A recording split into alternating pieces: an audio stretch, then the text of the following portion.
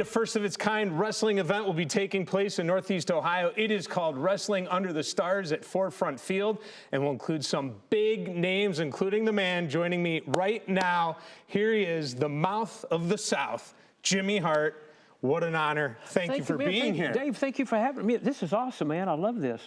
You know, Jerry Lawler, who's on the card tonight. Yes. He was born here in Cleveland. He loves Cleveland. When I go to his house in Memphis, where I used to live, and I watch TV, he always watches the baseball game. And he wears his jersey, his hats. I'm going, I better scoot over. I said, That's right. He goes, what are you doing? I said, man, I've never seen anybody watch the ball game except at the ball game, but at his home, he wears the hat and cheers them on. He's a huge Cleveland sports fan. He loves it. Now, is he part of the card tonight? Jerry Lawler's on the card. Lex Luger's on the card. Wow. I mean, the Hardy Boys. I mean, the Hardy Boys are still rocking and rolling after all these years. They're on the card.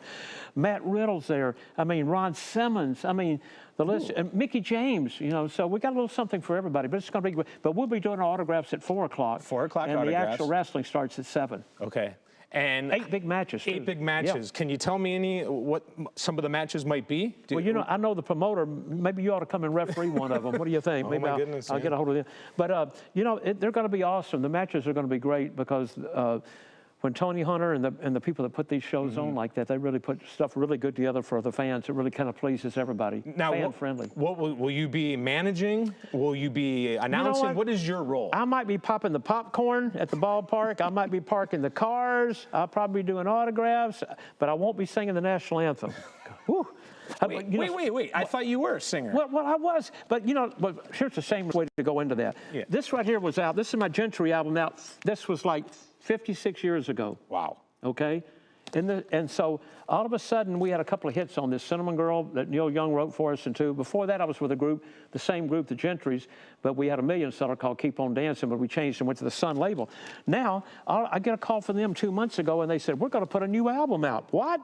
It's called It's Been So Long with the Gentrys. Look, I've got a muscle shirt. Well, that's me, 26 years old. I've got a muscle shirt on with no muscles. I thought the muscles came with the shirt. It should have, but and no tan either. But this is coming out too. But you know, we were lucky for WWE. We did a lot of the theme songs. Me and my partner, we wrote Sexy Boy by Shawn Michaels and the Road Warriors theme, Dusty Rhodes, and so on and so on. Music's such a big deal in professional wrestling. Boy, it really is. With everything, really. If you're on an elevator, you hear music, you know. Church, you hear music, you know.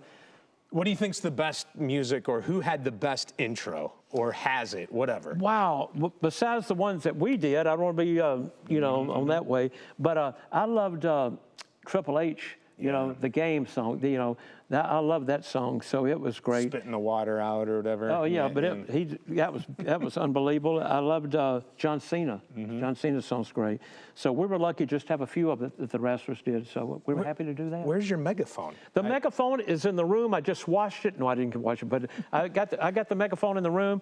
You know, I have a new Funko Pop WWE that just came out, but I didn't bring it either. I should have brought the megaphone and the Funko Pop, but you know what I did? I put it on the back of my jacket. Look at this. Can you believe this? There, ooh. Little self-promotion, right? WWE, it's my first one. I know it, so we'll have those there tonight too. That's a lot nicer than my jacket. Hey, but everything's been going great. You know, still doing stuff with the WWE. I'll be promoting SummerSlam this year, a couple of weeks from now. It's going to be bigger than ever, of course, with all of our superstars on it. So I'm just still doing. I feel like P.T. Barnum and Bailey. I'm still out pushing it, man. I'm just out rocking and rolling. I want to say thank you. So many memories for me as a kid growing up watching you and all of the wrestlers. Who was your favorite to manage? I remember Greg Valentine, the Hart Foundation, Honky Tonk Man. I mean, the list goes on. Who was your favorite? Well, everybody was different, and I've got to put everybody over. I'm not riding the fence, but maybe I guess I am, but I've got to put everybody over because I wouldn't have had this WWE Hall of Fame ring if it wasn't for the Honky Tonk Man and Hulk Hogan and Greg Valentine and Dino Bravo and the Nasty Boys, and the list just goes on, and Terry and Dory Funk, everybody. So I'm grateful to have that. And Jerry the King Lawler, who I managed in Memphis before I went to New York. I have to ask you, before we go, I know you were close with Hulk, the Hulkster. Yeah. How difficult was that to see him go? That was a hard one. You know, like we started in Memphis together 40-something years ago, and we were friends in and out of the ring, and then I worked for him besides the wrestling too, and did projects with him too. We did like Thunder in Paradise TV shows, the movies and stuff. But it was hard. But you know what? I look at it like he's in a better place now. 12 back surgeries, 2 knee replacements, 2 shoulder replacements. So he's in no more pain. And I know he's looking down today going, that's right, Jimmy, I'm doing great, baby. So, but thank you for asking that. I really do. Some people thought that professional wrestling might die, but it is, you know, bigger than ever now. Are you amazed at how big it has gotten? It was big, and then Stone Cold kind of, you know, a lot of people think he saved it, right, in that whole situation, The Rock and all that, and then it just kept flying. Are you surprised at how and where you guys are at this? Well, you know, to me, it was like Bruno Sammartino for that era, then Hulk Hogan for that era. Then all of a sudden, it was Stone Cold, The Rock, John Cena, Triple H, Shawn Michaels, and it just goes on. And look at now, it's Roman Reigns and Seth Rollins and you know, Cody Rhodes, you know. So it just keeps going and going and going, and the ladies are doing so great. You know, look at SummerSlam. SummerSlam's coming up in a couple of weeks. It's 2 giant days of that, 2 back-to-back days, where before we just have one WrestleMania, you know, or one SummerSlam. And it did great, but now it's 2 days of it, how big the company really is. But it's doing great.